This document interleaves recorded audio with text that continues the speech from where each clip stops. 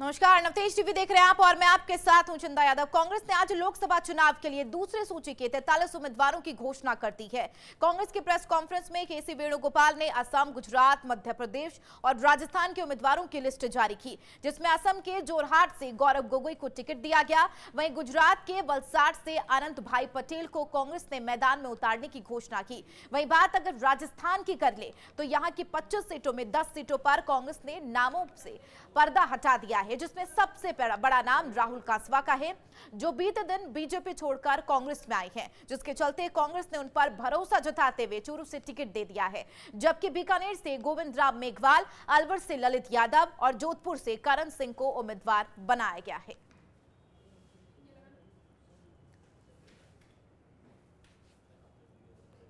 जालौर सिरोही से वैभव गहलोत को टिकट दिया गया है। बात अगर टोंक सवाई माधोपुर की करें तो यहां से हरीश मीणा और उदयपुर से ताराचंद को मैदान में उतारने की तैयारी की गई है। इधर चित्तौड़गढ़ से उदय लाल आंजना को, भरतपुर से संजना जाटव को टिकट दिया गया है।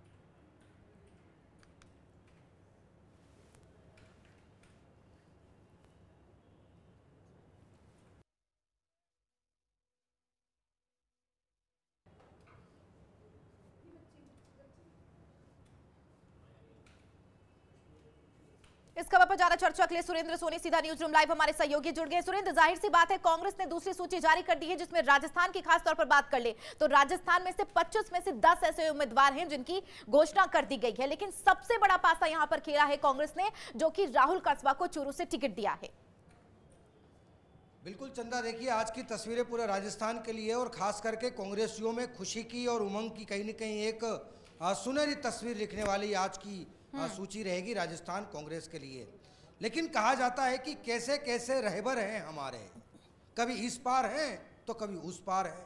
अब देखिए कि 10 नामों पर सूची लगा करके कांग्रेस आला कमान ने राजस्थान के अंदर बीजेपी के सामने 10 सीटों पर कैंडिडेट खड़े कर दिए हैं। लेकिन अब सबसे बड़ा सवाल यह है कि जिस तरीके से 10 नामों को मंथन करने के लिए कांग्रेस को इतने सारी मशक्कत करनी पड़ी, तब जाकर के कांग्रेस के सामने एक कैंडिडेट फाइनल हुए हैं। नो डाउट ये चर्चाएं शुरू से ही थी कि यदि राहुल कासवा अगर बीजेपी को छोड़ करके कांग्रेस में जाते हैं तो वहां पर उनको चूरू से टिकट मिलना फाइनल है।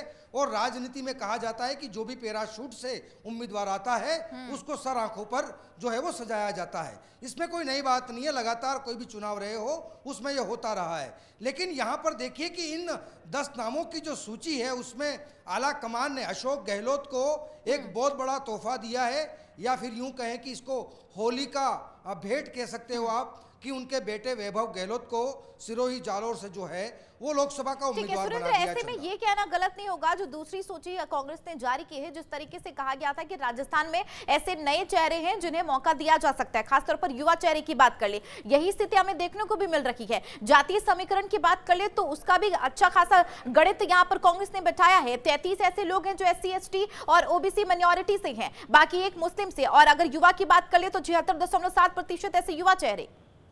बिल्कुल चंदा, उसमें कोई दो राय वाली बात नहीं है। जिस तरीके से जो नाम चौंकाने वाले आए हैं, ये नामों की चर्चा लगातार हम भी लगभग जो है वो 10 फरवरी से लगातार हम करते आए हैं और कई नामों पर हम चर्चा कर चुके हैं कि कांग्रेस पार्टी लोकसभा उम्मीदवार किस किस को बना सकती है। क्योंकि जिस तरीके से उन्होंने जातिगत समीकरण साधने के प्रयास किए हैं, देखिए यहाँ पर उन्होंने जो है वो OBC को भी साधने का प्रयास किया है, इधर से आप देखिए कि ST को भी साधने का प्रयास किया है, इधर से आप देख लीजिए चाहे वो उदयपुर सीट से बात कर लो, चाहे इधर से आजना की बात कर लो, जाट नेताओं को भी साधने का प्रयास किया है। तो कांग्रेस ने कुल मिलाकर के 10 सीटों पर राजस्थान में कुछ ऐसे समीकरण साधने के प्रयास किए हैं। लेकिन यहाँ पर कुछ ऐसी सीटें हैं जो कहीं न कहीं पशोपेश में फंसी हुई नजर आ रही है। अगर हम बात कर लें तो आप देखिए कि बीकानेर में दोनों ही मेघवाल हैं, ठीक है, इधर से गोविंद राम मेघवाल है तो उधर से अर्जुन राम मेघवाल है। हालांकि अर्जुन राम अभी हाल में जो है वो सांसद हैं, इससे पहले भी जो है वो गोविंद राम मेघवाल विधानसभा का भी चुनाव लड़े थे